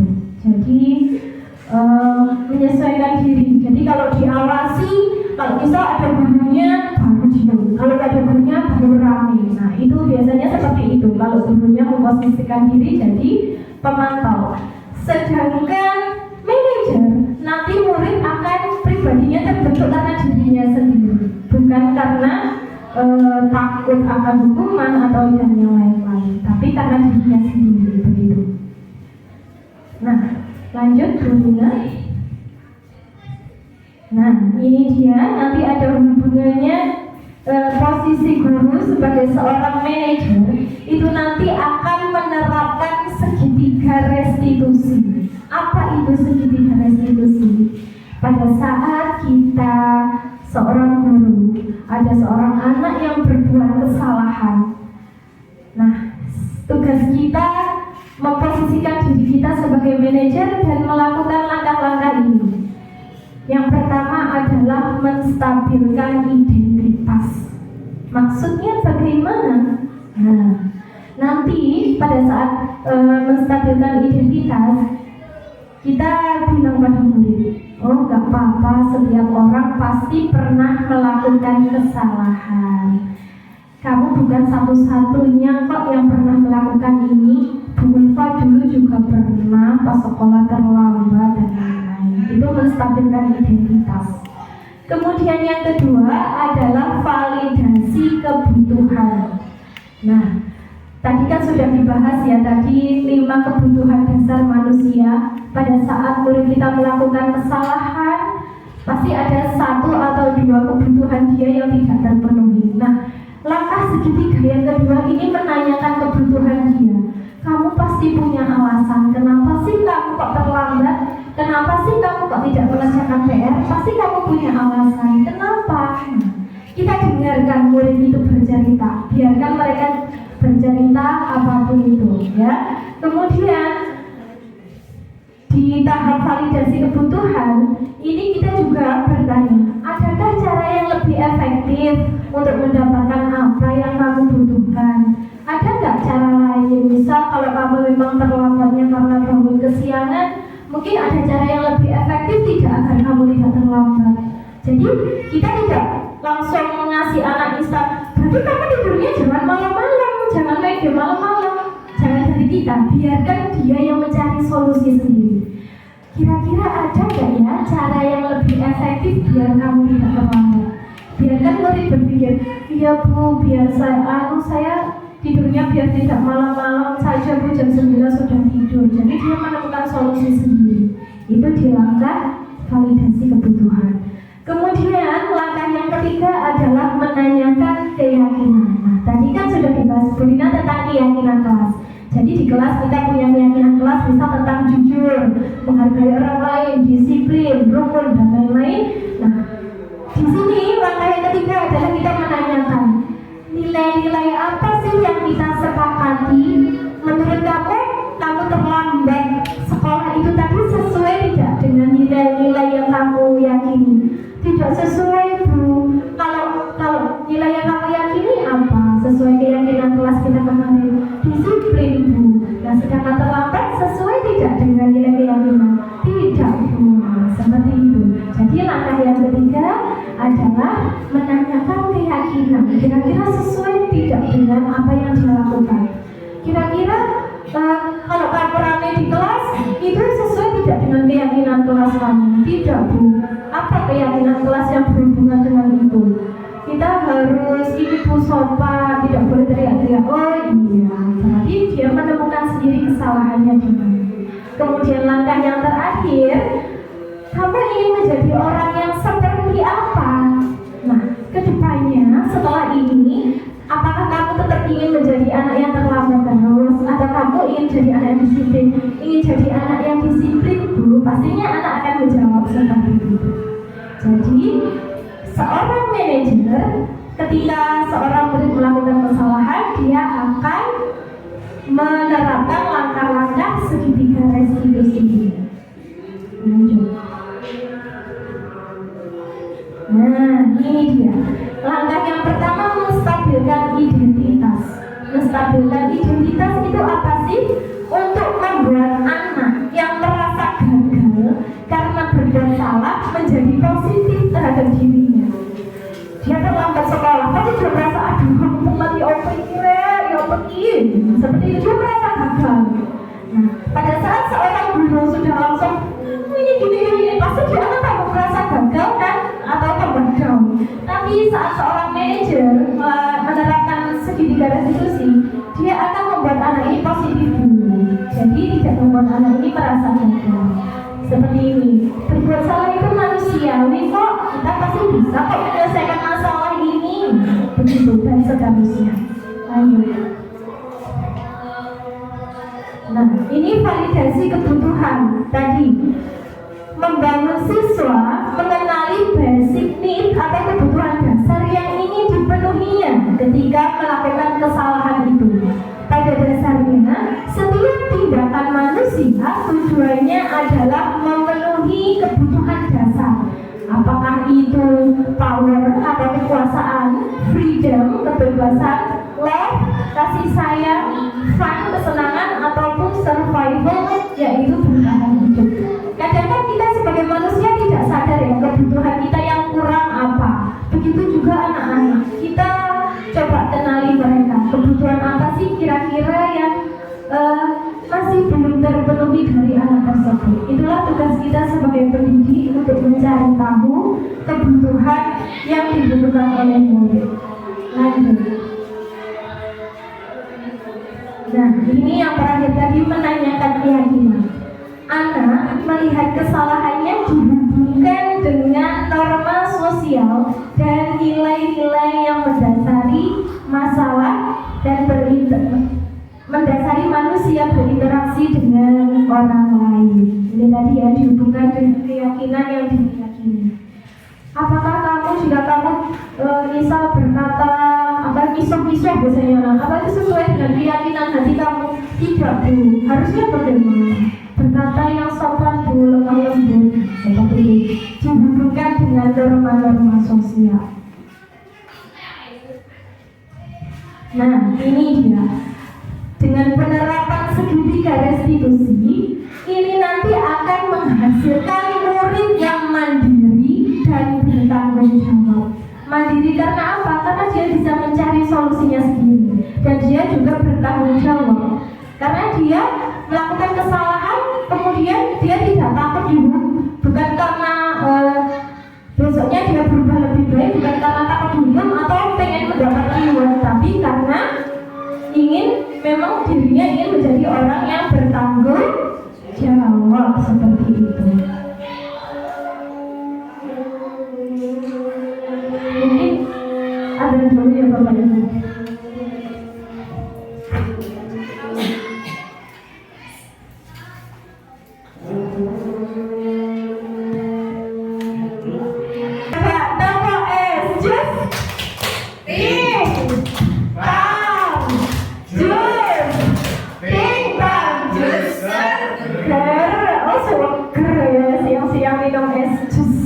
Nah, sekarang tadi kan sudah belajar tentang teori kontrol, ada penghubung, pembuat rasa bersalah, manajer dan lain-lain, juga penerapan segitiga restitusi. Sekarang coba kita bersama-sama menganalisis sebuah kasus, Bapak dan Ibu. Nah, ini ceritanya ada siapa ya kira-kira? Ada Nina, Liz. Ada Nina. Pas waktu sekolah terlambat, aduh aku terlambat. Astaga, sepatu itu kok warnanya coklat, padahal harusnya sepatunya warnanya hitam. Aduh, gimana ini? Bingung ini si Nina. Lanjut. Kemudian bertemu dengan Pak Yordan. Nah, Nina ini takut. Maaf Pak, saya buru-buru salah pakai sepatu Pak, saya Pak, maaf Pak. Terus tiba-tiba Pak Yordan marah-marah. Sudah tahu kan peraturan sekolah tentang seragam dan sepatu, sudah terlambat sepatunya salah lagi. Nah, gitu, marah-marah, lojok-lojok sambil melotot gitu. Nah, terus kemudian si Nina ini bingung. Iya, saya tahu Pak, sepatu itu harus hitam, tapi saya tadi buru-buru, jadi saya ini salah pakai sepatu. Saya juga nggak mungkin Pak pulang karena rumah saya jauh Pak, di sana di Amerika. Terus kemudian nih Pak Yordannya tetap marah-marah. Ya sudah, kamu sudah ini sudah salah kok, alasan tak itu intinya ya. Lanjut. Terus kemudian, iya Pak, maaf, saya janji tidak mengulanginya lagi. Tapi jangan suruh saya lepas sepatunya ya Pak. Gak peduli, sekarang lepas sepatumu. Kamu harus belajar tanpa sepatu seharian. Nyeker aja setiap nanti sampai pulang. Gitu. Nah, akhirnya si Nina ini seharian gak berani keluar kelas, malu karena gak pakai sepatu. Wes di kelas kok nangis. Nah, kira-kira tadi Pak Yordan itu memposisikan dirinya sebagai apa? Sebagai apa Bapak dan Ibu? Sebagai penghukum. Kenapa? Kenapa? Maksudnya kok Bapak dan Ibu bisa menyebut Pak Yordan sebagai penghukum? Ini hanya contoh ya Pak Yordan, hanya contoh. Kenapa? Iya, melepas sepatu, tidak mendengarkan alasannya si Nina, padahal alasannya sudah tidak didengarkan, tidak berdiri. Begitu. Lanjut. Nah, lanjut Benila. Nah, kenapa kok sebagai penghukum? Ya karena ini, ya sudah, kamu memposisikan dirinya sebagai penghukum secara tiba-tiba dan menyakiti hati si anak ini.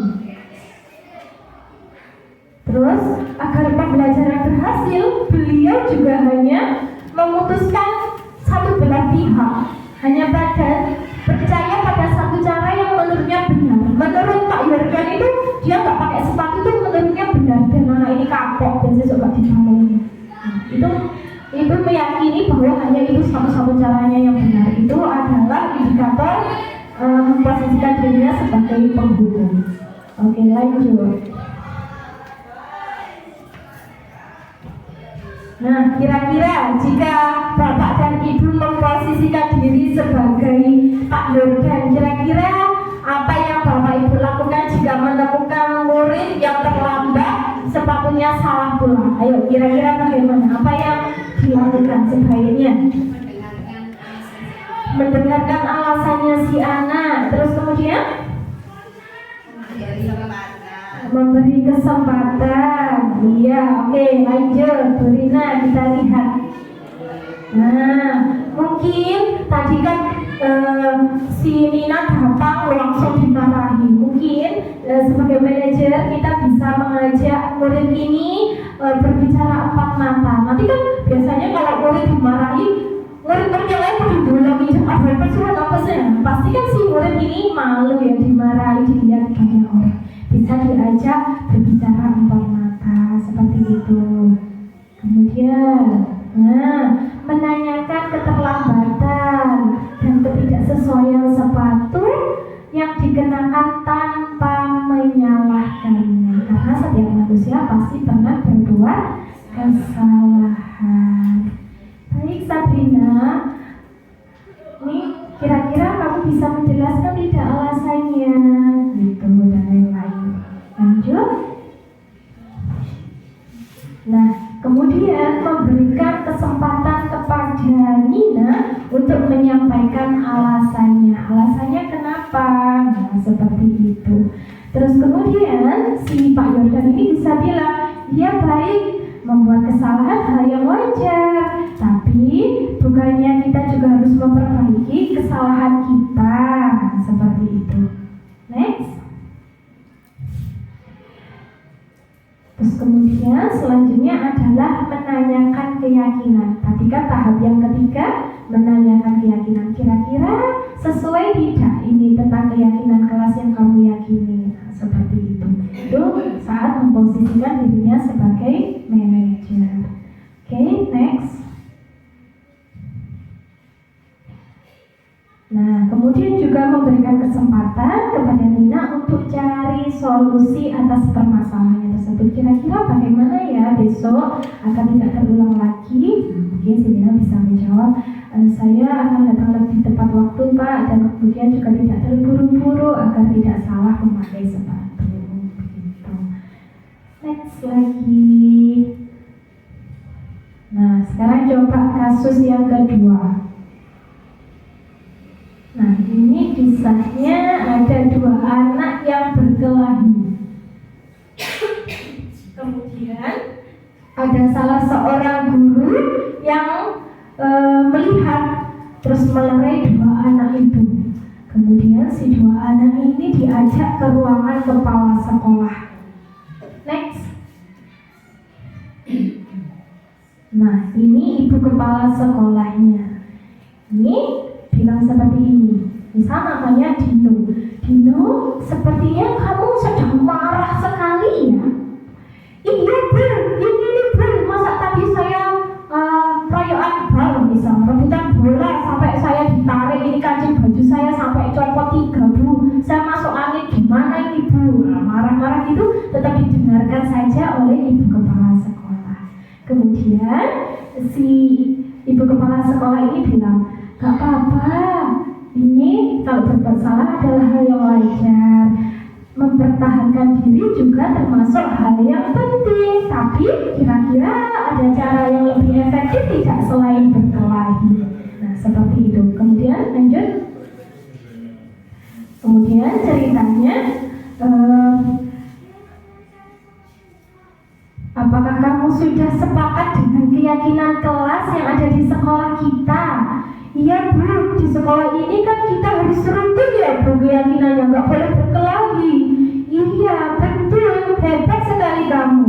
Nah, kira-kira kamu bersedia tidak untuk memperbaiki kesalahan yang kamu lakukan karena kamu tadi sudah narik kancing baju temanmu sampai copot?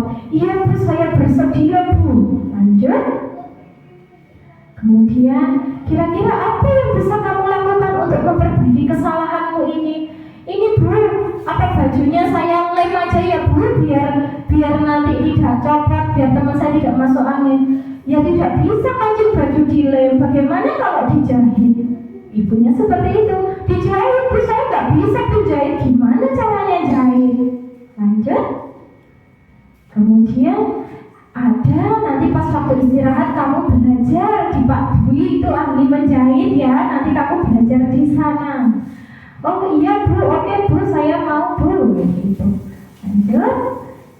Akhirnya pas waktu istirahat, si anak yang tadi menarik lengan bajunya belajar jahit bersama Pak Dwi. Nah, kemudian akhirnya si anak ini juga jadi bisa jahit. Nah, kira-kira posisi kontrol apa yang diambil kepala sekolah tadi?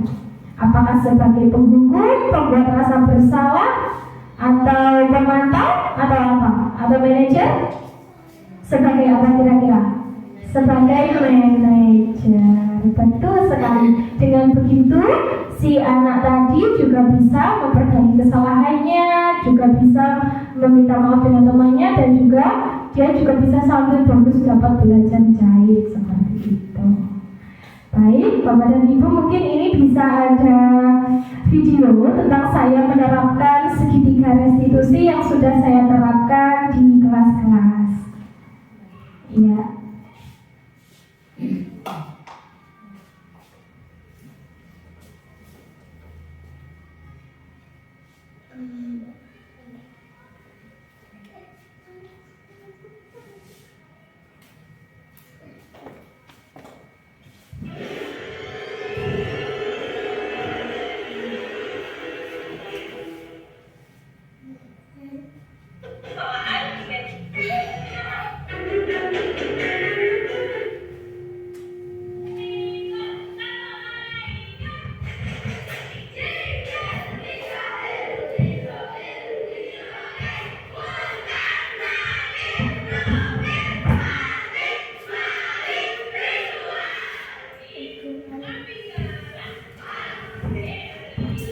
Ini pada saat saya mengajar di kelas 6, kemarin juga tugas dari guru penggerak untuk menerapkan segitiga restitusi. Nah, ini saya berkolaborasi dengan anak-anak hebat di SD Negeri 1 Palaan. Mereka jago acting semua ternyata. Ya. Nah, ini ada salah satu murid yang mengantuk pada saat saya menjelaskan pelajaran. Akhirnya saya ajak berbicara.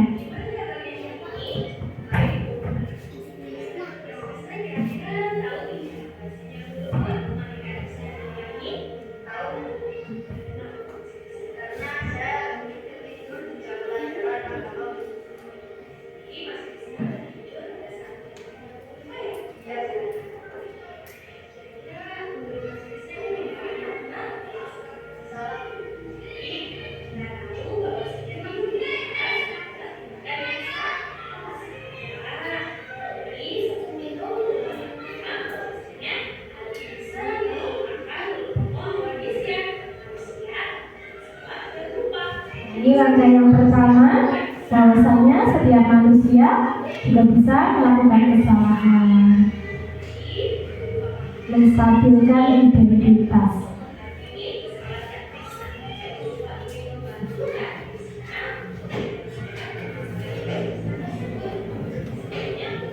Jadi kita menyampaikan tujuan kita. Bu Ulfa manggil Kak Krisna ke sini bukan untuk menyalahkan Kak Krisna, tapi membantu Kak Krisna untuk menyelesaikan permasalahan Kak Krisna tersebut. Begitu. Jadi dipanggil bukan karena ingin dimarahi atau disalah-salahkan. Nah, ini kemudian langkah yang kedua adalah validasi tindakan yang salah. Nah, Ditemukan ternyata si murid ini begadang melihat final Piala Dunia waktu itu ya. Jadinya sampai malam terus di kelas akhirnya tertidur.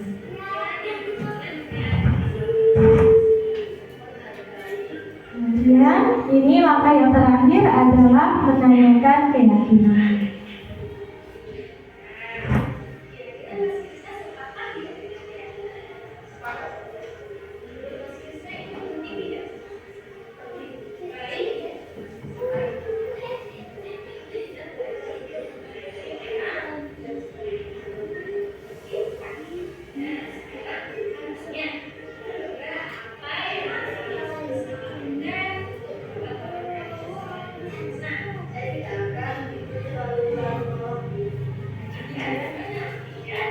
Dia menemukan solusi atas permasalahannya sendiri. Dia tidak akan tidur terlalu larut lagi. Kemudian dia juga menemukan nilai-nilai kebajikan seperti menghargai orang lain dan juga menghargai diri sendiri.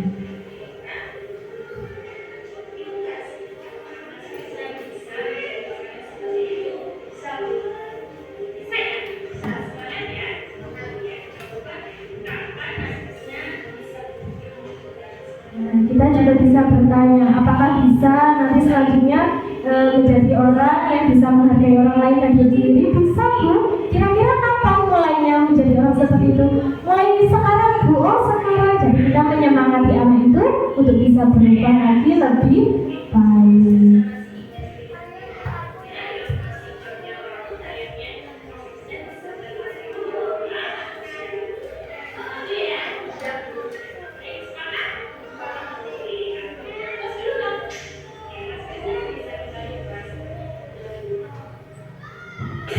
Tadi ya dari kelas 6. Ini ada yang kasus kedua, masih ingin lihat ya Bapak Ibu. Ini muridnya Bu Ririn kelas 3. Meskipun masih kecil-kecil, hebat sekali diajak kolaborasi bersama-sama. Nah ini kasusnya pas sebelum gelar karya P5 di kecamatan kemarin. Kelas 3 membuat prakarya dan ada yang gak sengaja menjatuhkan hasil karya temennya.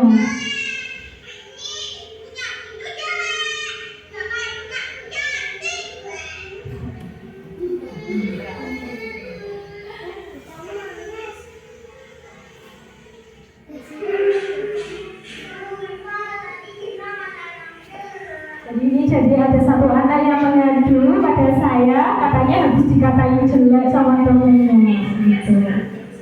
Sampai nangis.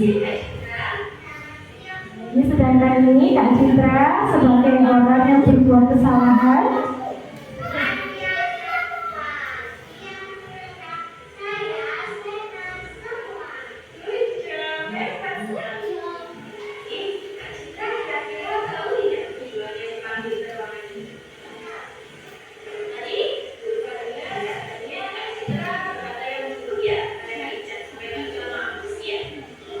Kita bisa tanyakan dulu apakah berita tersebut benar atau salah, karena biasanya dari sudut pandang anak ini beda dengan sudut pandang yang lain. Apakah berita tersebut benar?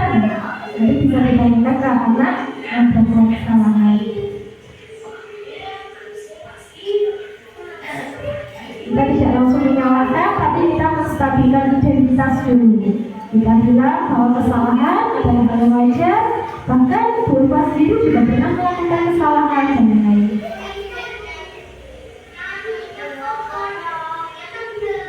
Kemudian langkah selanjutnya adalah validasi tindakan yang salah. Kita tanya alasannya, kenapa kok dia marah-marah sama temannya, dan dia mengemukakan alasannya. Karena klaimnya dijatuhi, nantinya jadi rusak, terus baju saya kotor dan lain-lain. Dan langkah yang ketiga adalah menanyakan keyakinan. Kira-kira kalau kamu marah-marah seperti itu sesuai tidak dengan keyakinan kelas yang kamu yakini?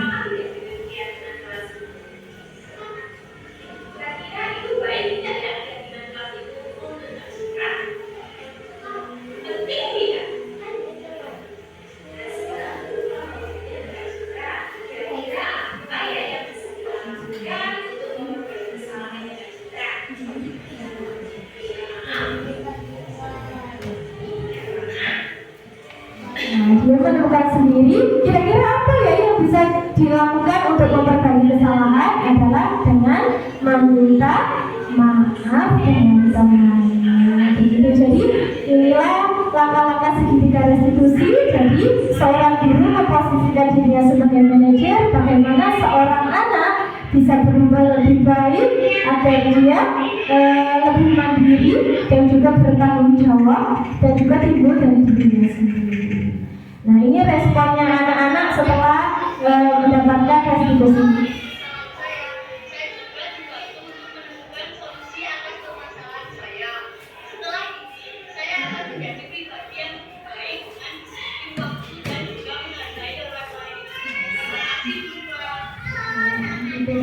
Testimoni dari anak-anak setelah mendapatkan restitusi.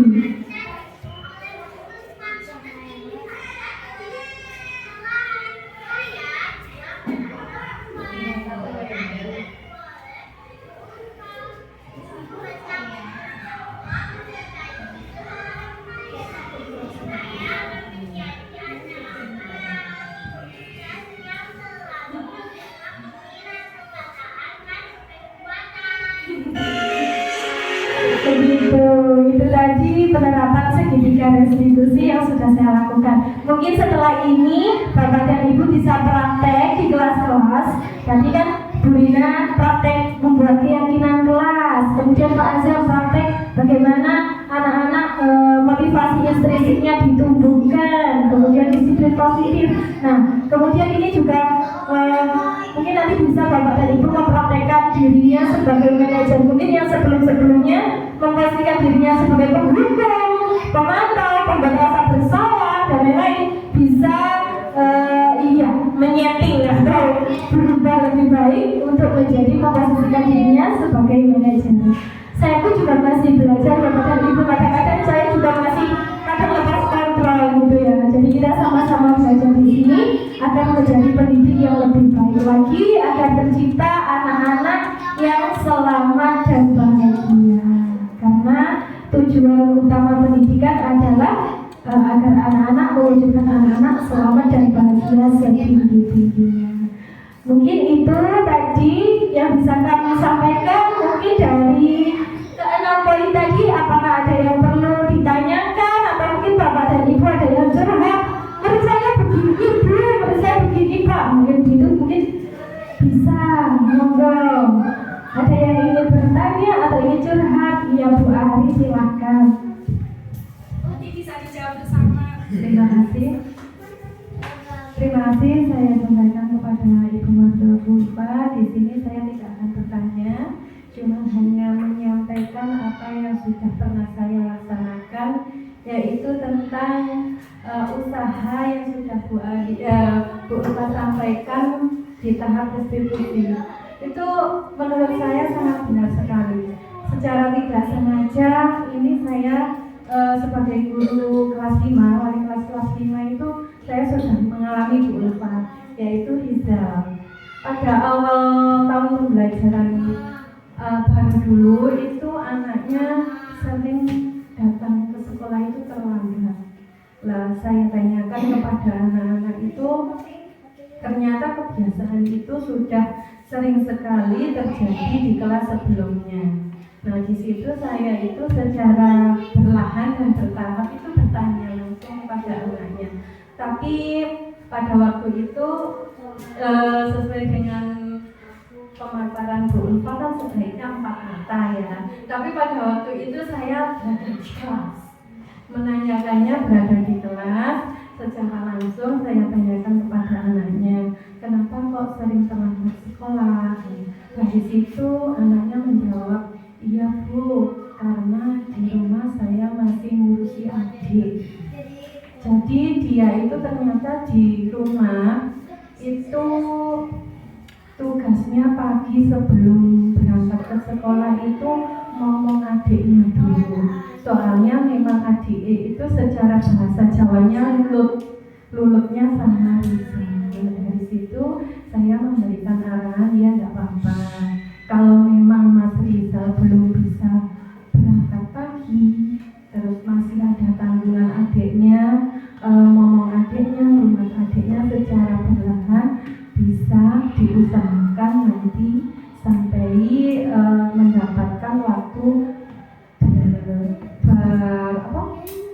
berangkat sekolah tepat dengan waktu.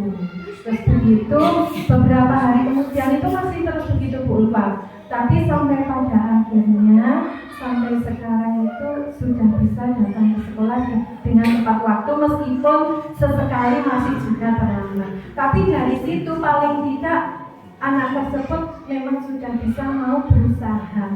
Dan berusaha itu ternyata memang dari diri dia sendiri. Itu yang bisa saya sampaikan Bu Ulfa. Mungkin untuk teman-teman semua, ya tidak hanya saya dari Bapak Ibu kelas 1 sampai dengan kelas 6, secara tidak sengaja itu memang sebenarnya kita sebagai guru, sebagai pendidik mungkin sudah pernah menerapkan apa yang sudah dipaparkan oleh teman-teman CGP ini, tetapi kita belum memahami, ya istilahnya kita belum memahami dan belum mengetahui bahwa apa yang sudah kita lakukan itu penerapan dari program guru penggerak. Terima kasih Bu Ulfa.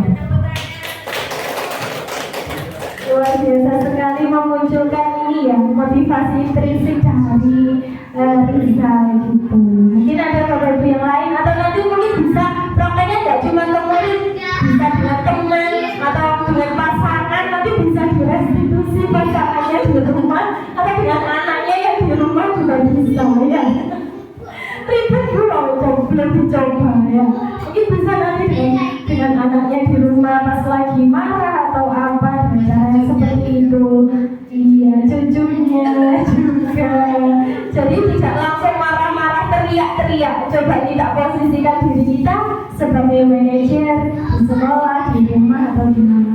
Saya pun juga masih belajar. Kadang kan manusia masih tidak lepas dari lupa salah, kadang emosi, lepas kontrol dan lain-lain. Iya.